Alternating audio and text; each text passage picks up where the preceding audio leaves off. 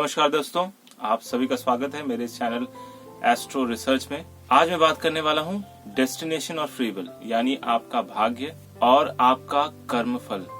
ऐसा कर्मफल जहाँ पर आप भाग्य के विरुद्ध जाकर कोई कर्म करते हैं। सबसे पहले ये समझते हैं कि भाग्य क्या है और फ्री विल क्या है, या आपका जो स्वकर्म है वो क्या है। तो भाग्य जो होता है, जब आप पैदा होते हैं तो कुंडली जब बनती है, कुंडली में जो नवम स्थान होता है वो आपका भाग्य हो। ऐसा आप कह सकते हैं कि अगर हम ठीक से देखें तो नवम भाव जो है वो एक्चुअली आपके जीवन का प्रारंभ है। उसका सबसे बड़ा रीजन ये है कि पास्ट लाइफ में, यानी पिछले जन्म में आपका जो भी कर्म रहा है, उस कर्म के आधार पर आपको इस जीवन में आपका भाग्य मिलता है। भाग्य जो होता है वो हर किसी का एक जैसा क्यों नहीं होता। कई बार आप देखेंगे कि हॉस्पिटल में बच्चे बहुत सारे पैदा होते हैं एक ही दिन में, इवन एक ही टाइम में भी, लेकिन उन सबका भाग्य अलग अलग क्यों होता है। इसका सबसे बड़ा रीजन ये है कि स्थान, काल, पात्र और डीएनए। स्थान, काल, पात्र और डीएनए। स्थान मतलब आप जहां पर पैदा हुए हैं, काल मतलब समय, और पात्र मतलब आप किसको फॉलो कर रहे हैं या आपके अंदर किस इंसान का डीएनए है, उसके ऊपर ही आपका भाग्य डिपेंड करता है। सपोज आप जिस डेट में जन्मे हैं उस डेट में कोई और बच्चा भी जन्मा है, वो देखा जाता है कि आपसे ज्यादा सक्सेसफुल होता है, जबकि दशा के हिसाब से दोनों की ही कुंडली में सेम दशाएं निकली हैं। उसका टाइम बहुत अच्छा जा रहा है और आपका टाइम बहुत ही बेकार जा रहा है। इसका सबसे बड़ा रीजन है कि हम बचपन से बड़े होने तक जो कुछ भी सीखते हैं, या जो भी हमारा ब्रेन एक बिलीफ सिस्टम बनाता है, उस बिलीफ सिस्टम के ऊपर आपका भाग्य डिपेंड करता है। जैसे सपोज आप एक ऐसे परिवार से कनेक्शन रखते हैं जहां पर सिर्फ घर के लोग जो है ना वो मजदूरी करते हैं, या फिर आपने देखा हो कि आपके पिता हैं वो बहुत मेहनत करके तब थोड़ा सा पैसा लेके आते हैं।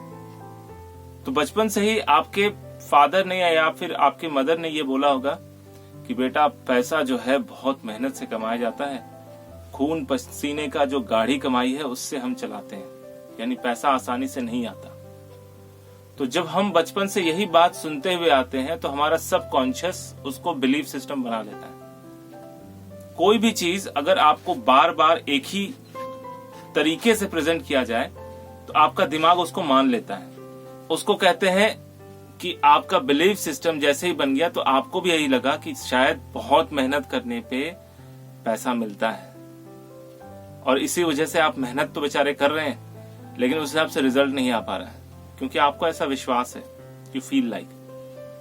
जबकि एट द सेम टाइम दूसरा जो बच्चा था वो, उसका जो बैकग्राउंड था वो शायद किसी बहुत अच्छे व्यवसाय या अच्छे बिजनेसमैन के घर में पैदा हुआ, और उसने यही सीखा कि पैसा कमाना बड़ा आसान है। बचपन से उसने देखा कि उसके फादर जो है कहीं से होलसेल रेट में सामान लाते हैं और उसको रिटेल में बेचते हैं, और वो सामान बिकता भी बहुत जल्दी है, फास्ट बिकता है। या फिर ऐसा भी है कि कुछ लोग मैन्युफैक्चरिंग यूनिट डालते हैं, पूरे रॉ मटेरियल से एक्चुअली जो प्रोडक्ट की वो मैन्युफैक्चर करते हैं। तो उसमें भी बड़ी आसानी है, क्योंकि जो प्रोडक्ट वो बना रहे थे वो कंज्यूमेबल है, हमेशा वो बनता है और कंज्यूम होता रहता है, इसलिए उसका जो सर्कल है वो बहुत इजी हो गया।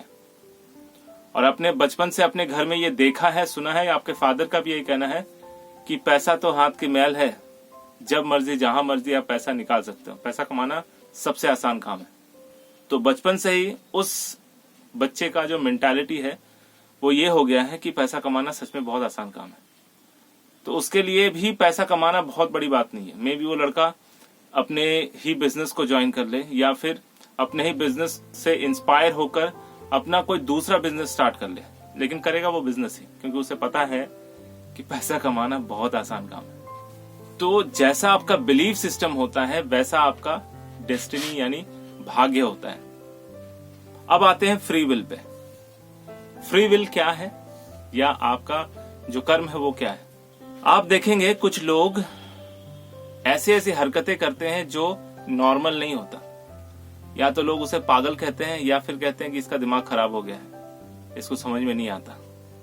कुछ लोग जो है वो भेड़ चाल की तरह चलते हैं, दुनिया जिस ओर जा रही है उस ओर जाते हैं, इसलिए उनका डेस्टिनी या उनका भाग्य भी वैसा ही चलता है। लेकिन कुछ लोग जो है भेड़ चाल से बाहर निकल के बिल्कुल अपनी अलग चाल बनाते हैं, और कई बार तो अपना ओहदा भी चेंज कर लेते हैं, और वो हमेशा आउट ऑफ द बॉक्स सोचते हैं। जैसे साइंटिस्ट, इनोवेटर, किसी भी चीज का इनोवेशन करना, आविष्कार करना। आपने इलॉन मस्क का नाम सुना ही होगा, आज की डेट में बहुत पॉपुलर इंसान है, सबसे अमीर, विश्व का सबसे अमीर व्यक्ति।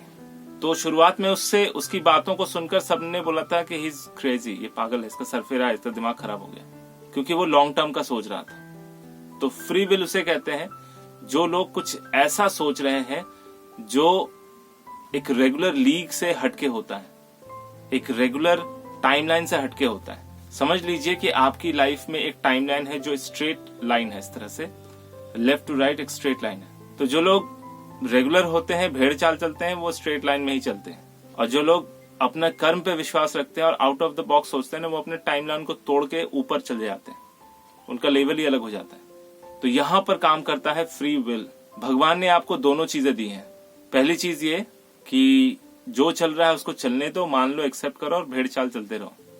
दूसरी चीज ये कि जिम्मेदारी उठाओ बदलाव करने की, बदलने की, और हिम्मत से अपना काम करो, तो फिर आपका जो भाग्य है वो पूरी तरह से बदल जाएगा। यानी कुंडली में जैसा बताया गया है उससे कहीं ज्यादा रिजल्ट आपको मिलेगा, कहीं बेटर रिजल्ट मिलेगा। जैसा आपने रंग दे बसंती फिल्म में देखा होगा, उसमें लास्ट में आमिर खान कहते हैं दुनिया में दो तरह के इंसान होते हैं। एक इंसान जो सब कुछ सहता है और वो मन ही मन ये कहता है ठीक है जो चल रहा है उसको चलने दो, और दूसरा इंसान वो जो जिम्मेदारी उठाता है बदलाव करने की। तो जो व्यक्ति जिम्मेदारी उठाता है बदलाव करने की, चेंज करने की, उसे वो व्यक्ति अपने फ्री विल के ऊपर चलता है, और उसका भाग्य कभी भी कुंडली के अनुसार नहीं होगा। कुंडली में दिखेगा कि उसका जो है टाइम ये अच्छा है, अब कितना अच्छा है वो उसने डिसाइड करना है, उसका कर्म डिसाइड करेगा कि वो कितना अच्छा उसको रिजल्ट मिलेगा।